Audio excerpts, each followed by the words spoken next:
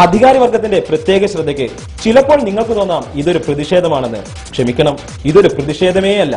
നമ്മുടെ റോഡിന്റെ സാധ്യതകളെ ഉപയോഗപ്പെടുത്തുക മാത്രമാണ് ഇയാൾ ചെയ്യുന്നത്.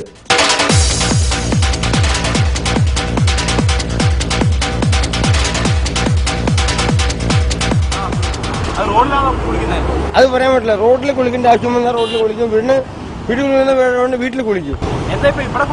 ഇവിടെ കുളിക്കുന്ന നിങ്ങളെ കാലം വലിയ തെണ്ടിയാണ് ഞാൻ എന്ന് വിചാരിച്ചാൽ മതി.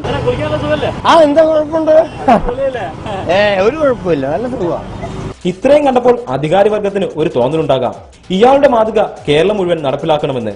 ഇയാളെ മാതൃകയാക്കി കഴിഞ്ഞാൽ കേരളത്തിന് ഗിന്നസ് ബുക്കിൽ ഇടം നേടാൻ കഴിയുമല്ലോ, ഏറ്റവും കൂടുതൽ കുളിക്കടവുകളുള്ള നാടെന്ന പേരിൽ. അങ്ങനെ കേരളത്തിന് അതൊരു മുതൽക്കൂട്ടാവും. കോഴിക്കോട് മാവൂർ റോഡിൽ നിന്നും കുളിക്കടവിൽ നിന്നും ക്യാമറാമാൻ മനോജ് മിഥുനയ്ക്കൊപ്പം എസ് അരുൺ ശങ്കർ, റിപ്പോർട്ടർ.